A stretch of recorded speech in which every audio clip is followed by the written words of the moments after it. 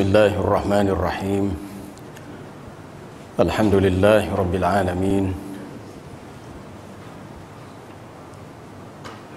Wassalatu wassalamu ala Rasulillah wa ala alihi wassahbihi ajma'in. Subhanaka la ilma lana illa ma 'allamtana innaka antal alimul hakim. Wa tub 'alaina innaka antat tawwabur rahim. فإن أصدق الحديث كتاب الله وخير الهدي هدي محمد صلى الله عليه وسلم وشر الأمور محدثاتها وكل محدثة بدعة وكل بدعة ضلالة وكل ضلالة في النار. اللهم انفعنا بما علمتنا وعلمنا ما ينفعنا اللهم ارزقنا علما. أما بعد،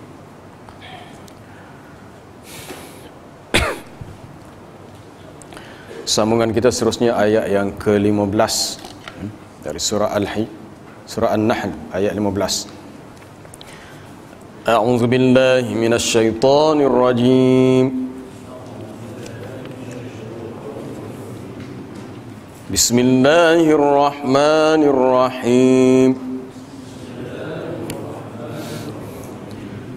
وألقى في الأرض رواسي أن تميد بكم وأنهارا وسبلا لعلكم تهتدون.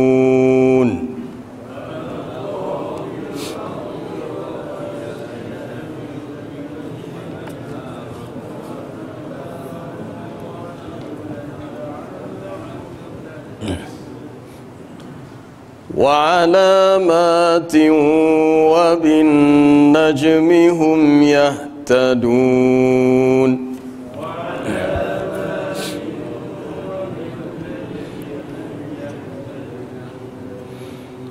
أفمن يخلق كمن لا يخلق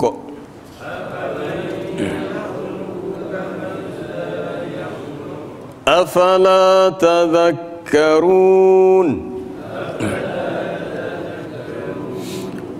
وإن تعدوا نعمة الله لا تحصوها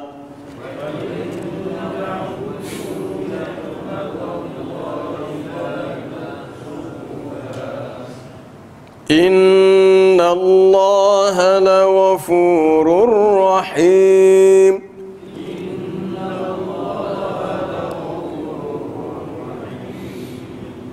والله يعلم ما تسرون وما تعلنون.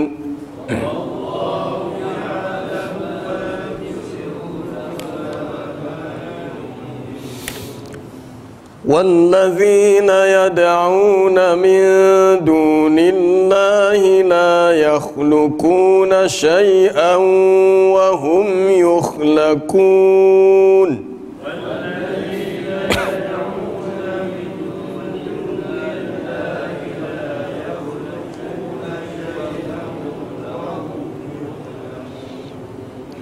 أموات غير أحياء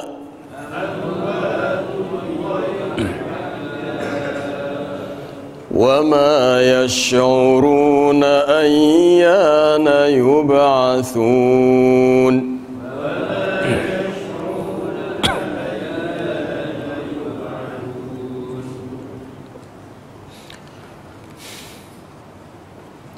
وألقى في الأرض رواسي أن تميد بكم وأنهارا وسبلا لعلكم تهتدون وعلامات وبالنجم هم يهتدون.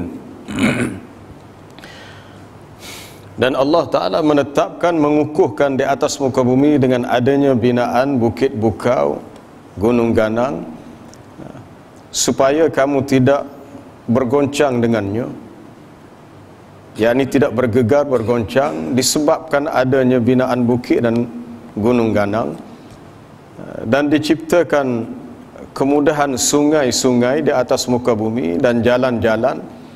Mudah-mudahan kamu mendapat petunjuk untuk laluan di atas muka bumi, dan adanya alamat, tanda-tanda petunjuk-petunjuk yang dapat dijadikan panduan ketika manusia berjalan di atas daratan.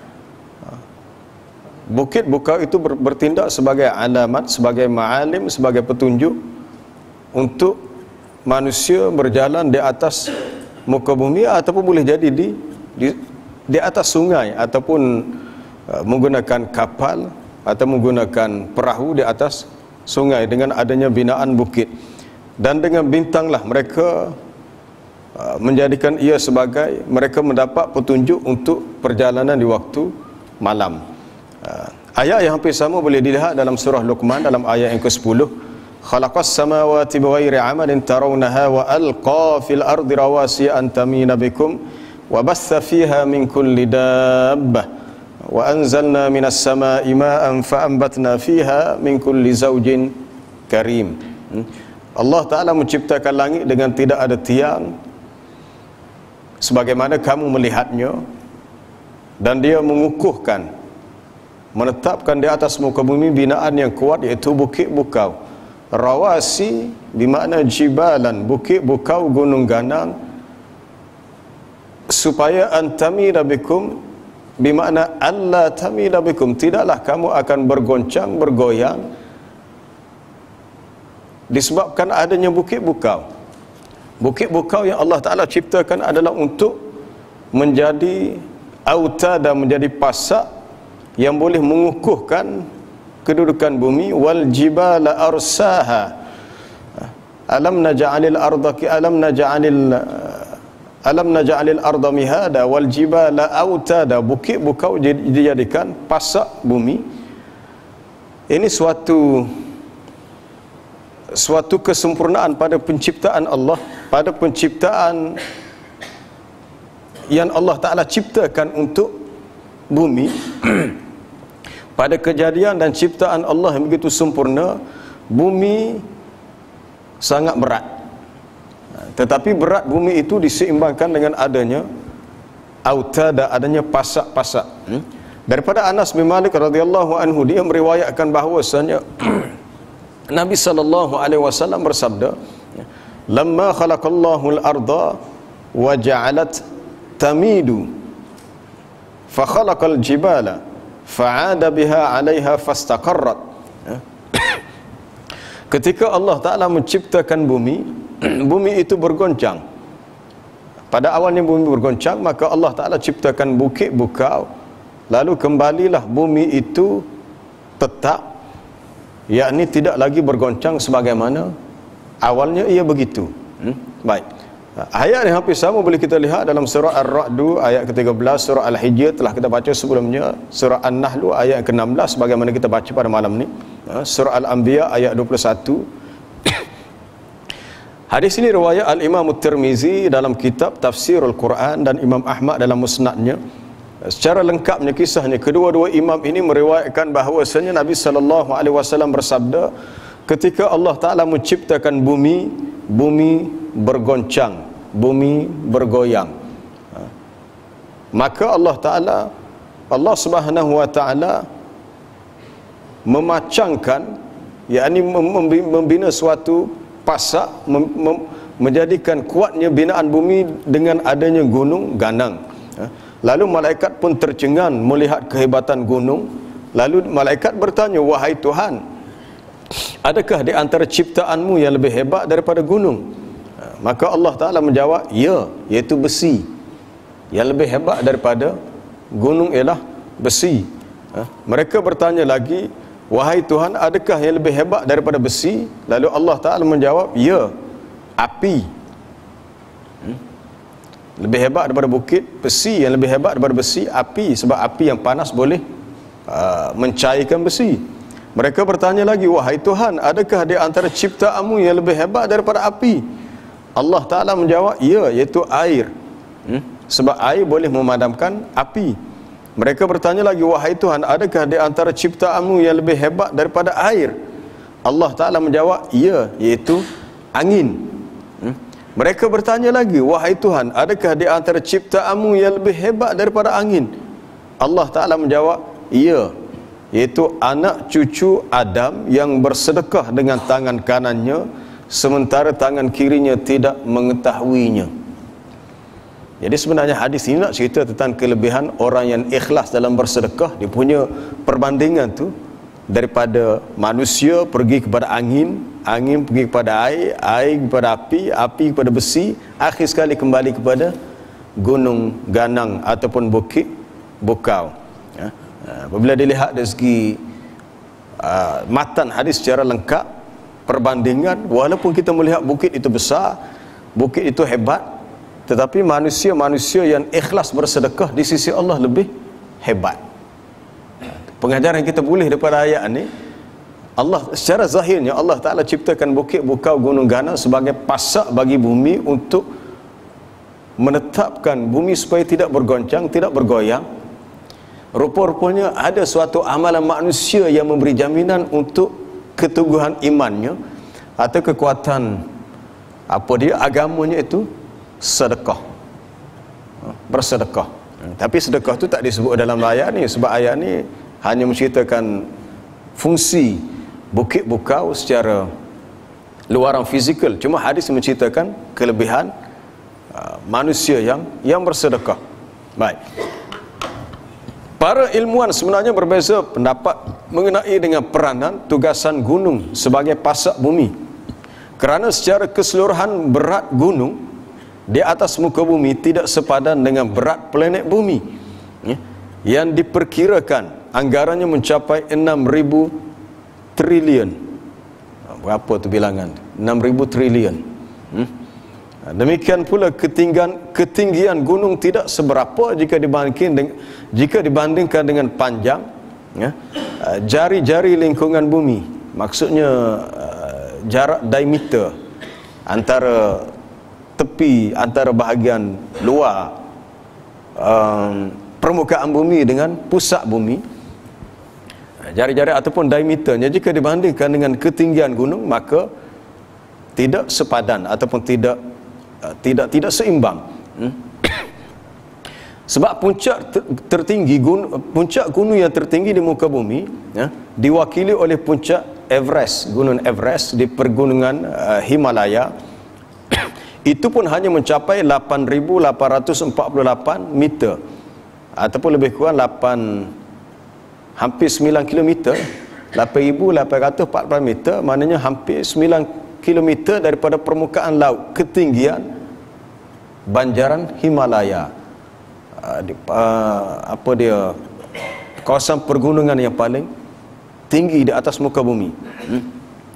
Sementara itu cekungan terdalam yang ada di bumi, cekungan makna kawasan laut yang paling masuk ke dalam laut, paling dalam, tidak sampai 20 km daripada permukaan laut. Paling dalam tidak sampai 20 kilo.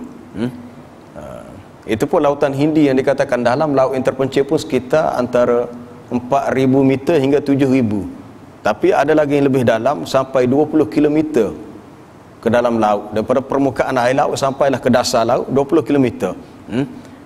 Iaitu katanya letak di kawasan Palung Mariana dekat kepulauan Filipina, dengan kedalaman 19,715 km ke dalam. Maknanya dari segi ilmu sains, para saintis mengkaji, kalau nak kira dari segi ketinggian gunung dengan bentuk muka bumi, mana tak munasabah, maka bumi ini mungkin setiap hari berlaku goncangan, gegar semua lah.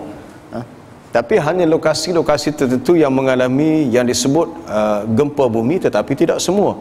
Allah Ta'ala telah menjadikan di atas muka bumi adanya bukit bukau dan gunung ganang. Jadi timbul persoalan, bagaimana mungkin gunung itu menjadikan bumi ini stabil, sedangkan berat dan tingginya gunung itu tidaklah seberapa ataupun stabil dengan berat dan juga panjang diameter bumi. Para ilmuwan tidak mampu menjawab pertanyaan ini. Sehinggalah pada pertengahan tahun 1960-an terbongkarlah suatu kenyataan bahawasanya pada lapisan kerak bumi terdapat rekahan-rekahan dengan bentangan yang mencapai puluhan ribu kilometer, seolah-olah dia membina suatu banjaran gunung yang lain yang kita tak nampak, mungkin dalam laut. Ini perkara ini sebenarnya tidak diketahui oleh manusia setelah dibuat suatu kajian yang sangat lama, dan sekaligus membuktikan kebenaran Al-Quran bahawa bumi Allah Ta'ala jadikan ia tidak bergoncang dengan sebab ada bukit bukau. Begitulah bandingan kuatnya bukit bukau. Kita melihat kembali dalam beberapa kisah yang pertama dalam kisah Nabi Musa alaihissalam yang meminta untuk melihat Allah Subhanahu wa taala, tetapi Allah Taala mengatakan lan tarani, kamu sekali-kali tidak mampu melihat aku. Fa in istaqarra makanahu fasawfa tarani, sekiranya kedudukan bukit gunung itu kekal dengan asalnya masih kukuh, maka nanti kamu dapat melihat aku. Falamma tajalla rabbuhu lil jabal ja'alahu dakkan wa kharra Musa sa'iqa.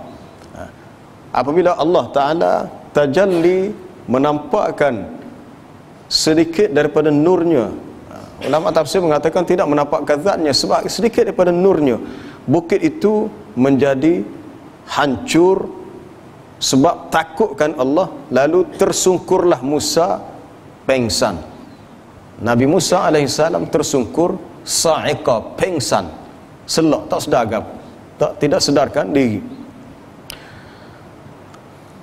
Walaupun sekuat itu bukit bukau, kerana takutkan Allah, hancur. Ayat yang hampir sama kisahnya dalam surah Al-Hasyr, lau anzalna hadzal qur'ana ala jabal, kalaulah kami turunkan Al-Quran ini ke atas bukit, atas sebuah bukit, la ra'aitahu khashi'an mutasaddian min khasyatillah, nescaya engkau akan melihatnya khusyuk, yakni menjadi takut, hancur kerana takutkan Allah.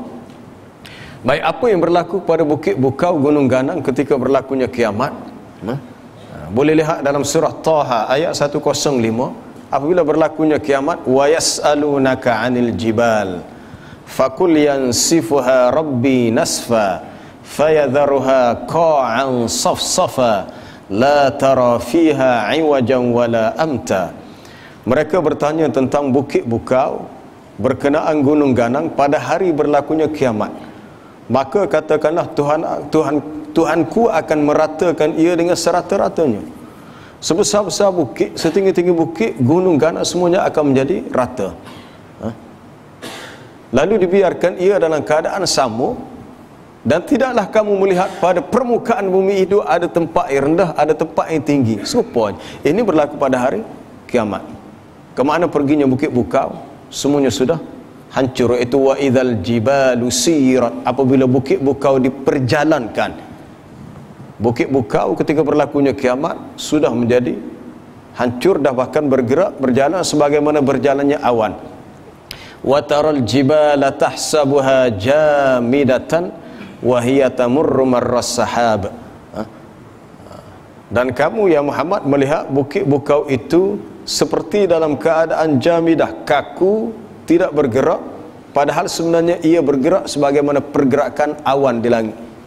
Awan yang besar bergerak, kita nampak besar awan, duduk setengah jam, lepas tu tak ada awan, tempat lain pula. Bukit bukau akan bergerak, mana sebesar bukit pun akan musnah apabila berlakunya kiamat. Tetapi selagi dunia belum kiamat, Allah Ta'ala teguhkan kedudukan bumi dengan sebab ada bukit bukau. Alam naj'alil arda kifata, tidakkah kami jadikan bumi ini sebagai tempat untuk mudah manusia berkumpul? Ahya'an wa amwata, sama ada yang hidup atau yang sudah mati, maka di atas muka bumi lah tempat mereka dihimpunkan.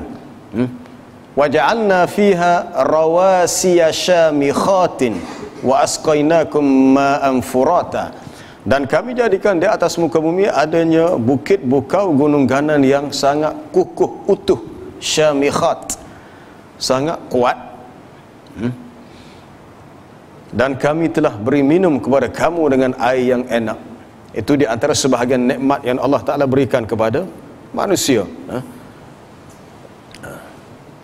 Jadi sebenarnya di bawah sesebuah tapak gunung bukit, binaan dia tu masih lagi jauh menjunam ke dalam tanah, dalam bumi. Kalau satu bangunan dibina, bangunan yang tinggi mungkin 5 tingkat, dia punya apa dia, pasak dia, apa dia, bing dia apa, piling di dalam tu mungkin tak berapa dalam lah. Tapi kalau bangunan tu tinggi lagi sampai 10 tingkat, 20 tingkat, maka dalam tanah tu dah ada lagi, dia akan masuk lebih dalam lagi. Sebab kalau bangunan 20 tingkat dalam tanah tu tidak berapa dalam, dong terbalik, bangunan tu akan tumbang sebab tidak kuat. Itu dari segi perbandingan. Wa anharan, sungai-sungai. Allah Ta'ala jadikan sungai-sungai yang bermacam bentuknya, ada yang lurus, ada yang bengkok. Kegunaan sungai adalah untuk manusia mengambil manfaat daripada airnya, ataupun untuk dijadikan sebagai laluan. Kalau zaman dahulu, kalau kita belajar zaman kehidupan masyarakat Melayu kuno, zaman mungkin sebelum Kesultanan Melayu Melaka, atau zaman selepasnya, sebelum ketamadunan manusia tidaklah sampai kepada tahap boleh membuat jalan raya sebagainya. Kebanyakan penempatan kalau di Malaysia sendiri, orang Melayu biasanya di tepi sungai.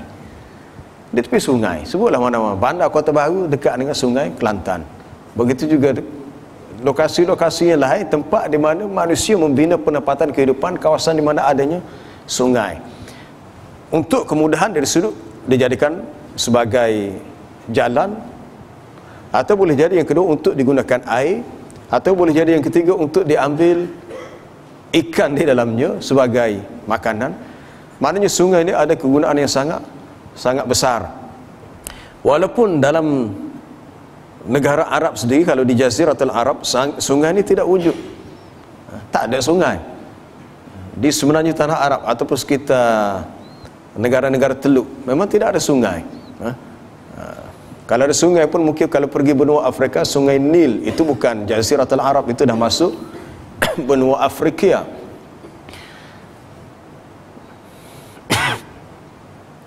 Hebatnya sungai sehingga dalam hadis Nabi SAW menyatakan Sungai Furat dan Sungai Nil adalah dua buah sungai yang mengalir daripada syurga.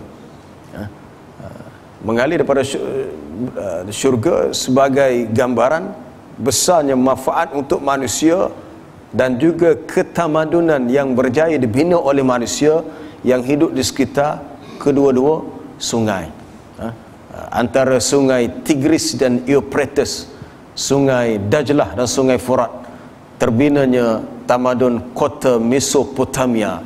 Kemudian di Sungai Nil terbinanya tamadun, khususnya yang masyhur kalau di Mesir, Sungai Nil dengan zaman Fir'aun. Sehingga Fir'aun ketika mencabar Nabi Musa alaihissalam, dia kata apa? Dia kata, alaysa li mulku Misra wa hadhihi al-anharu tajri min tahti. Tidakkah kerajaan Mesir ini milik aku dan sungai-sungai di Mesir ini mengalir di bawah arahanku. Tengok. Wa hadhihi al-anhar, sungai-sungai yang ada di Mesir ini, tajri min tahti, mengalir ia di bawah arahanku. Punyalah angkuh, padahal bukan dia yang buat sungai. Sungai juga adalah suatu makhluk ciptaan Allah untuk kegunaan manusia. Itu telah kita bincang berhubung dengan sungai dalam ayat di akhir surah Ibrahim dulu. Satu kisah pernah berlaku zaman Khalifah Umar Al-Khattab. Ketika satu tahun di mana Mesir menghadapi musim kemarau sehingga Sungai Nil kering Sungai Nil. Lalu Umar Al-Khattab radhiyallahu anhu yang menjadi Amirul Mukminin telah menghantar surat. Saya terlupa, ada kisah ni disebut, cukup menarik kisah ni, disebut oleh Allah dalam satu kitab hadis. Adalah riwayat tu kepada gubernurnya di Mesir ketika itu, untuk surat itu dicampakkan dalam sungai Nil. Apa yang Umar tulis? Dia kata, wahai Nil, wahai sungai Nil, kamu adalah makhluk Allah. Kalau kamu mengalir dengan apa dia untuk memberi kebaikan, maka teruslah mengalir. Dia campakkan surat tu, malam esok kan ada air tu kembali memenuhi sungai Nil. Ini salah satu karamah ataupun kemuliaan yang Allah Ta'ala berikan kepada sahabat Nabi Sayyidina Umar bin Al-Khattab radhiyallahu anhu.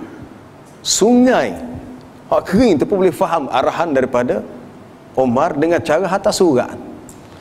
Kalau kita fikir secara logik akal, macam mana sungai tu boleh faham arahannya dalam surat tu, sedangkan sungai ini bukanlah makhluk yang ada akal. Tapi ini suatu karamah, kemuliaan. Dan adanya wasubulan, jalan-jalan, mudah-mudahan kamu mendapat petunjuk, mendapat panduan melalui sungai dan jalan yang kamu lalui. Dalam surah dalam surah Nuh,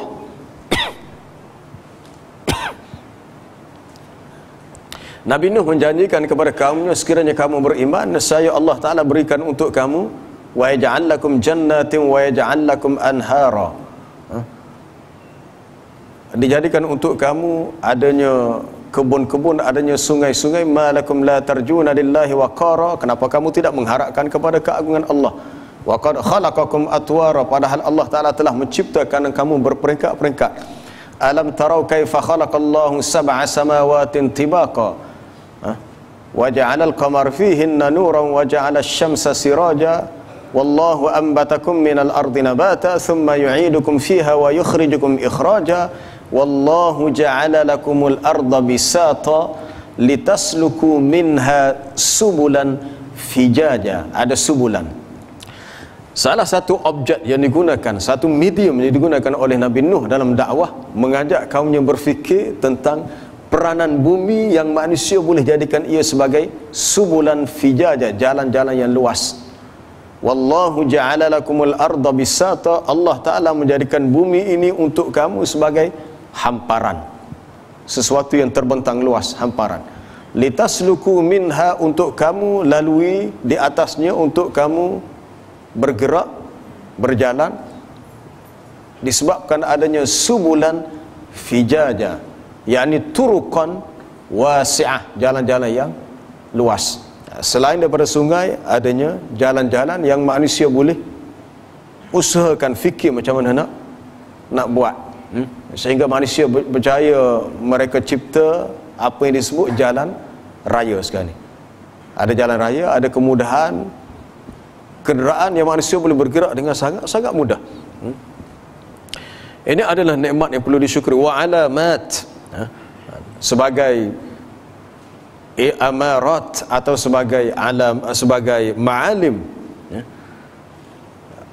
Gunung ni kalau kita tengok daripada jauh, bukit bukau, ia menjadi suatu mercu tanda. Mercu tanda khususnya kalau kita berada pada tempat yang jauh. Kita berada tempat yang jauh. Kalau di Malaysia, gunung yang paling tinggi Gunung Kinabalu. Berapa kilometer kita berjalan daripada Kinabalu itu, kita masih dapat melihat gunung yang tinggi. Mana lagi tempat kita tempat tinggi. Kalau sesiapa pergi ke sekitar Jeli, Dabung, Gunung Stong Gunung Stong, biasanya banyak orang yang buat ekspedisi rehlah mendaki Gunung Stong, tinggi. Dia menjadi alamat sebagai mercu tanda. Ataupun di Kedah, Gunung Jerai, di Pulau Pinang, Bukit Bendera. Mungkin orang yang berada di tempat yang jauh dapat melihat mercu tanda daripada gunung, untuk memudahkan seseorang yang berada di tempat yang jauh ke mana nak pergi. Kita mengambil contoh sekarang ni, kalau di Mekah, di tepi Masjidil Haram ada suatu menara jam yang sangat besar. Kita duduk jauh lagi nampak dekat dah Masjidil Haram, sebab nampak menara jam, punya jauh lagi nak sampai, sebab bangunan tu tinggi. Tapi dia menjadi suatu mercu tanda untuk orang yang mari daripada tempat yang jauh, di manakah lokasi Masjidil Haram. Sebab kalau kita duduk jauh tak nampak, dia terselindung di sebalik bukit. Bila sampai dekat baru nampak semakin dekat. Sebab ada kawasan Masjidil Haram itu kawasan bukit, kawasan yang biwadin ghairi dzi zar'in, kawasan lembah yang asalnya tidak ada tumbuh-tumbuhan. Jadi apabila ada bangunan menara jam yang tinggi menjadi suatu alamat, suatu alamat atau suatu mercu tanda yang jelas. Baik, dengan bintang itulah mereka mendapat mereka mengambil petunjuk, yakni panduan untuk orang yang berjalan, yang mengembara pada waktu malam. Ini pun pernah kita sentuh berhubung dengan kegunaan bintang yang telah ditafsirkan oleh Imam Qatadah. Kata Imam Qatadah, khalaqallahu nujum, Allah Ta'ala ciptakan bintang ini li thalasin, bagi 3 tujuan.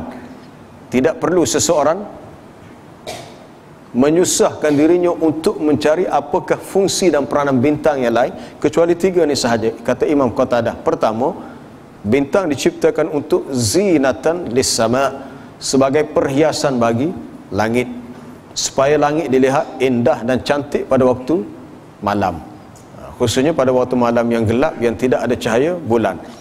Yang kedua, rujuman lisyayatin, sebagai bintang sebagai alat untuk merejam syaitan.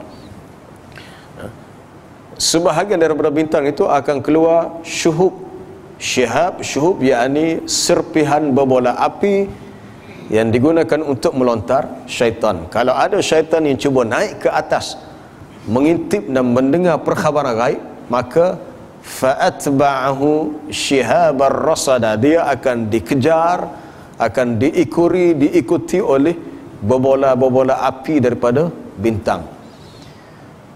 Mungkin itulah yang kita lihat apa yang disebut ribut meteor, kejadian apa dia dalam sainsnya disebut asteroid, boleh jadi komet sebagainya.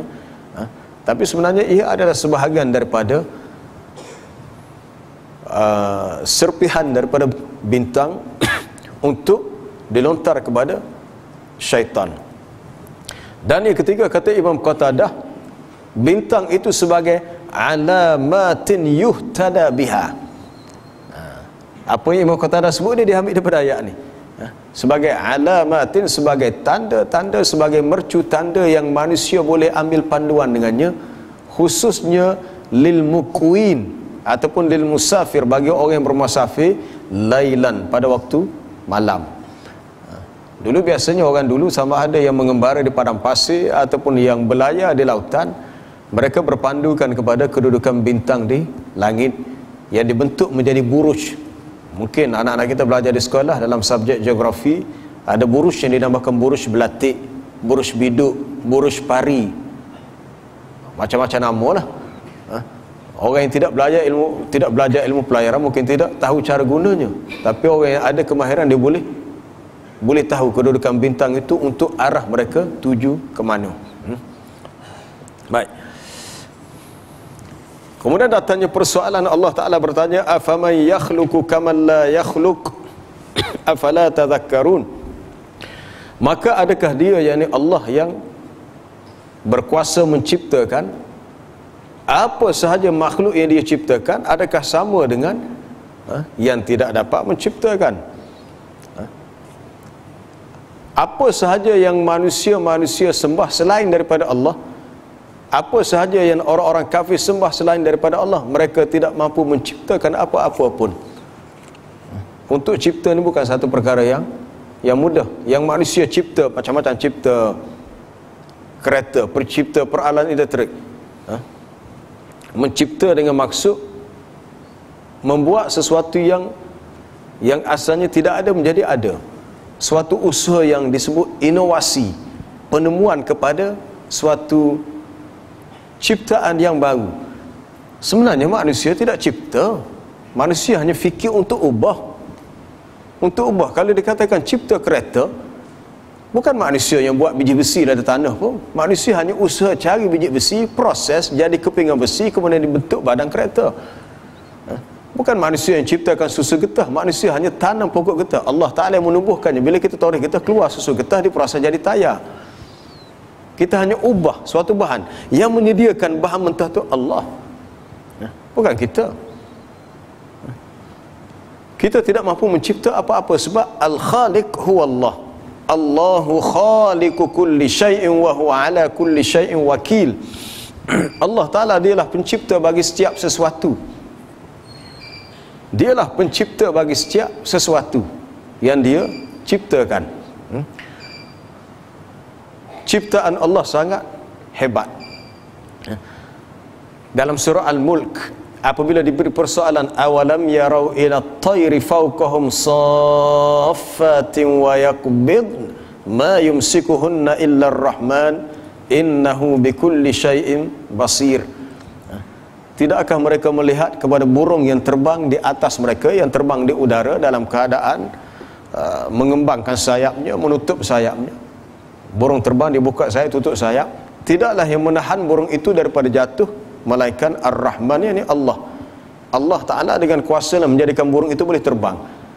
Innahu bikulli syai'in basir. Sesungguhnya Allah Ta'ala dengan setiap sesuatu dia bersifat maha melihat.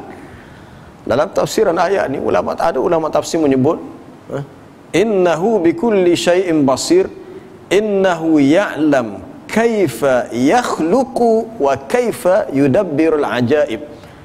Allah Ta'ala yang mengetahui bagaimana dia yang menciptakan. Khususnya dalam konteks ayat itu berhubung dengan penciptaan burung. Dia katakan, disebut innahu bikulli syai'in basir. Allah Ta'ala maha melihat dengan sesuatu. Basir, melihat dengan maksud Allah Ta'ala dia tahu apa yang dia ciptakan dan bagaimana dia menguruskan perkara-perkara yang ajaib dalam kalangan makhluk ciptaannya. Ajaib nisbah kepada kita lah. Apa yang makhluk lain buat, kita tak boleh buat. Salah satunya burung. Burung boleh terbang, manusia tak boleh terbang. Manusia tak boleh terbang, manusia tak boleh terbang, memang tidak boleh. Kalau kita mencipta satu alat, kita menggunakan alat itu untuk terbang, tapi untuk terbang sendiri memang tak boleh. Maka ia sesuatu yang kita katakan ajaib. Ajaib nisbah pada kita, tapi nisbah pada Allah Ta'ala tidak ada perkara yang ajaib, sebab dia mengetahui apa yang dia ciptakan. Dalam surah Al-Hajj, Allah Ta'ala membuat perbandingan tentang seekor lalat. Ya ayyuhan nasu duriba masalun fastami'u lah. Wahai manusia, dibuat untuk kamu satu perumpamaan, maka dengarlah. Innal ladzina tad'una min dunillah lan yakhluqu dhubaban walau ijtama'u lah. Sesungguhnya yang kamu seru, yang kamu minta, yang kamu sembah selain daripada Allah, mereka sekali-kali tidak mampu untuk menciptakan walau seekor lalat pun. Usahkah 2-3 ekor, seekor lalat pun tak boleh. Bukannya besar pun, lalat tu kecil je. Macam mana manusia nak cipta satu benda, lepas tu diberikan roh. Roh nak cipta nyawa tu belah mana? Wa in yaslubhumudh dhubabu syai'an la yastanqidhuhu min. Baik, tak habis lagi ayat tadi. Mereka tidak mampu mencipta seekor lalat sekalipun mereka berhimpun untuk menciptakannya. La yakhluqu dhubaban walau ijtama'ulah. Walau ijtama'ulah, walaupun mereka berhimpun. Berhimpun mana berpakat, bermusyawarah, kita nak buat belah mana ni? Awak buat bahagian kepala, saya buat bahagian badan dia, ni buat bahagian sayap dia, kemudian cantum kan? Tak jadi juga. Wa in yaslubhumudh dhubabu syai'an, sekiranya lalat itu merampas sesuatu daripada mereka. Lalat ni bukannya besar, kecil, dia rapah, senggap, hinggap sekejap, rapah. La yastanqidhuhu min, tidaklah mereka dapat menyelamatkannya. Subhanallah. Kalau manusia mahu berfikir, makhluk yang sekecil lalat, banyak lagi hak kecil. Lalat tu salah satu, lalat, apa lagi, nyamuk. Ni hak kecil lagi, bari. Orang Kelantan kata bari, apa dia bari? Dalam bahasa surat ni apa dia bari, kecil-kecil. Itu pun kecil lagi. Bagaimana Allah Ta'ala menciptakan? Maka untuk kita fikir tu sukar. Kita hanya dapat merasa inilah min ayati qudratihi ta'ala, di antara tanda-tanda kekuasaan Allah Ta'ala pada makhluk ciptaannya. Afala tadhakkarun, adakah kamu tidak mengambil peringatan? Wa in ta'uddu nikmatallahi la tuhsuha, sekiranya kamu mengira menghitung nikmat Allah, maka kamu tidak dapat menghitungnya. Ayat ni pernah kita baca dalam surah Ibrahim, ayat berapa, 34. Ayat surah Ibrahim wa atakum min kulli ma sa'altumuh wa in ta'uddu ni'matallahi la tuhsuha. Allah Ta'ala berikan kepada kamu setiap apa yang kamu minta kepadanya. Mintalah kepada Tuhan belaka. Dan sekiranya kamu mahu mengira, menghitung nikmat-nikmat Allah, kamu tidak akan mampu untuk mengiranya. Wa in ta'uddu ni'matallahi la tuhsuha innallaha laghafurur rahim. Sesungguhnya Allah Ta'ala itu maha pengampun lagi maha mengasihani. Ada ulama tafsir menyebut Allah Ta'ala memberi kepada kita nikmat, tetapi dia masih memberi peluang untuk dia mengampunkan kita, sekalipun diketahui di kalangan hamba-Nya tidak ramai yang mensyukuri nikmatnya. Allahu Akbar. Ni kita boleh tengok dalam ayat ni, wa in ta'uddu ni'matallahi la tuhsuha. Dan sekiranya kamu mengira, membilang, anda yang unduhil, nak bila 1, 2, 3, 4 nikmat Allah, kamu tidak akan mampu menghitungnya. Allah Ta'ala mengetahui beginilah kelemahan hamba-Nya, maka diberi keampunan kepada hamba-Nya walaupun dia mengetahui ramai di antara manusia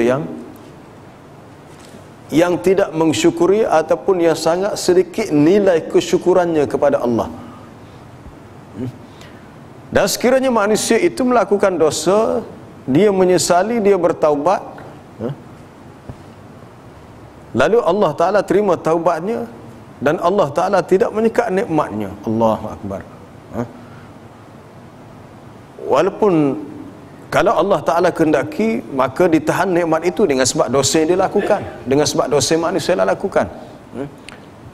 Dalam hadis riwayat Al-Imam Al-Bukhari, innar rajula la yuhramu rizq bidzambi yusibuhu. Dan sesungguhnya seorang lelaki itu diharamkan rezeki untuknya dengan sebab dosa yang menimpanya.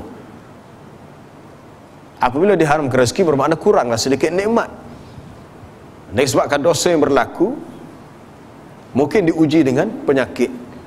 Penyakit yang berlaku itu menyebabkan rezeki itu ditarik dengan sebab dia kena pergi berubat, kena bayar kos perubatan, kena beli obat sebagainya.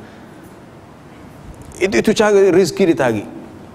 Boleh jadi duit itu hilang, atau boleh jadi duit itu terpaksa digunakan untuk kos perubatan dengan sebab telah diuji sakit. Diuji sakit dengan sebab mungkin ada kaitan dengan dosa yang manusia buat. Tetapi seandainya manusia memilih untuk kembali kepada Allah dengan bertaubat, sesungguhnya Allah Ta'ala itu benar-benarlah dia maha pengampun lagi maha mengasihani. Nikmat Allah Ta'ala terlalu banyak, tidak terhitung oleh kita dan tidak mampu untuk kita menghitungnya. Kadang-kadang kita banyak yang berlaku, kita salah guna nikmat sehingga nikmat itu digunakan untuk buat perkara yang Allah Ta'ala tidak redai, perkara yang dosa. Ini kelemahan kita. Tetapi Allah Ta'ala bersifat Ghafurur Rahim, dia tidak segera menyeksa kita. Walaupun kalau dia kenaki boleh kita buat dosa pada masa itu sahaja, terus diberi hukuman. Tetapi Allah Ta'ala memberi peluang untuk manusia itu sedar, insaf bahawa tidak ada keuntungan di sebalik dosa yang dia lakukan, maka perlulah dia kembali kepada Allah. Lalu rezeki atau nikmat itu masih diberikan. Nikmat ini sama ada nikmat yang zahir ataupun nikmat yang batin, nikmat yang nampak dan nikmat yang tersembunyi. Alam tarau annallaha sakhkhara lakum ma fis samawati wa ma fil ardi wa asbagha alaikum ni'amahu zahiratan wa batinah. Tidakkah kamu lihat Allah Ta'ala mempermudahkan untuk kamu segala yang di langit di bumi, dan Allah Ta'ala telah meratakan untuk kamu nikmat-nikmatnya. Ni'amahu, sama ada nikmat itu datang secara zahiratan wa batinah, secara zahir dan batin, yang kita boleh nampak, yang kita boleh sentuh, ataupun yang kita tidak boleh nampak tapi kita boleh rasai. Yang kita boleh rasai, nikmat makanan itu nikmat, nikmat pakaian, nikmat keselesaan. Alhamdulillah kita duduk dengan selesa dalam masjid, tak panas, ada aircon, udara sejuk. Nikmat yang batin, iaitu rahatul bal, ketenangan jiwa, ketenteraman. Berapa ramai saudara-saudara kita di negara lain nak keluar rumah pergi masjid pun rasa takut. takut ditembak, takut dibunuh. Tidak ada rasa ketenangan, tidak ada nikmat dari sudut dalaman, jiwa dalaman. Jadi nikmat yang kita rasai adalah suatu pemberian Allah yang yujibu syukr. In'amullah 'alal 'abdi yujibu syukr. Kurniaan nikmat Allah ke atas hamba-Nya adalah sesuatu yang wajib bagi hamba bersyukur. Wajib bagi hamba bersyukur. Apabila Allah Ta'ala memberi tawaran kepada Nabi-Nya, iaitu dalam bentuk peluang untuk menang sehingga berjaya menakluki kota Mekah. Inna fatahna laka fatham mubina. Sesungguhnya kami akan membuka untuk kamu diberi kemenangan dengan kemenangan yang jelas, yang pasti. Liyaghfira lakallahu ma taqaddama min dhanbika wa ma ta'akhkhara wa yutimma ni'matahu 'alaika wa yahdiyaka siratan mustaqima. Untuk Allah Ta'ala ampunkan dosa kamu yang terdahulu ke terkemudian, untuk Dia sempurnakan nikmat-Nya ke atas kamu. Al-Imam Nawawi menyebut, berhubung dengan ayat ni, Allah Ta'ala jadikan peristiwa Fathu Makkah, pembukaan kota Makkah, adapun keampunan dosa untuk Nabi dalam ayat kedua. Sebenarnya dosa untuk Nabi bukan dosa sebagaimana kita. Maksud dosa di sini apa-apa yang Nabi buat tetapi khilaful aula, menyalahi keutamaan dia sebagai seorang Nabi. Tapi sebenarnya tidak dosa. Kata Al-Imam Nawawi, adapun soal diampunkan dosa adalah bukan sebab yang utama diberi peluang Nabi dapat menakluki kota Mekah pada tahun 8 Hijrah, tetapi adalah untuk itmamun nikmah. Apa dia? Untuk disempurnakan nikmat Allah Ta'ala ke atas Nabi. Wa yutimma ni'matahu 'alaika. Untuk disempurnakan nikmat yang dah ada tu ditambahkan lagi. Dan ayat yang sama Allah Ta'ala cerita berhubung dengan kisah Nabi Yusuf dan ayahandanya Nabi Yaqub. Kenapa dipilih dua beranak ni Rasul dan Nabi? Nabi Yaqub, Nabi Rasul. Anak Nabi Yusuf, Nabi Rasul. Wa kadzalika yajtabika rabbuka wa yu'allimuka min ta'wilil ahadith wa yutimmu ni'matahu 'alaik. Tu untuk disempurnakan nikmat. Wa yutimmu ni'matahu 'alaika wa 'ala ali apa dia? Ibrahim wa Ishaq wa Yaqub. Juga untuk keluarga Ibrahim, Ishaq dan Yaqub. Wa yutimmu ni'matahu 'alaika wa 'ala abawaika min qablu Ibrahim wa Ishaq. Untuk disempurnakan nikmat ke atas engkau dan juga untuk disempurnakan nikmat ke atas dua orang bapa kamu, Ishaq dan Yaqub, yang sebelumnya. Juga untuk disempurnakan nikmat. Nikmat Allah Ta'ala terlalu banyak, sebab itu kita meminta kepada Allah Ta'ala bahawa nikmat itu janganlah ia dikurangkan. Allahumma zidna wa la tanqus alaina wa athirna wa la tu'thir alaina. Ya Allah, berilah untuk kami tambahan nikmat apa sahaja dan janganlah dikurangkan nikmat itu.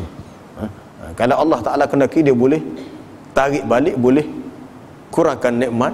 Dan di antara doa yang Nabi ajar, Allahumma inni a'udzubika min zawali ni'matik wa tahawuli afiyatik wa fujaati nikmatik wa jami'i sakhatik.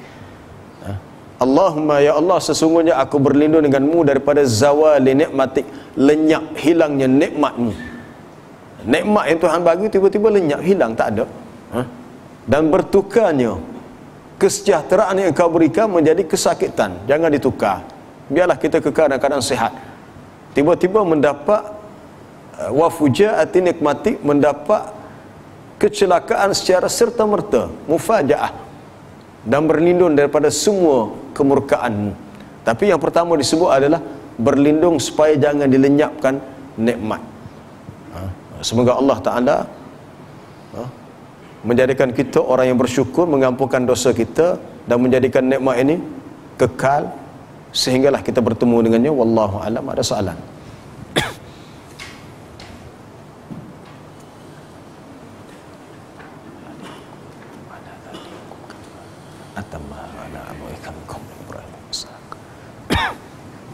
Ada soalan?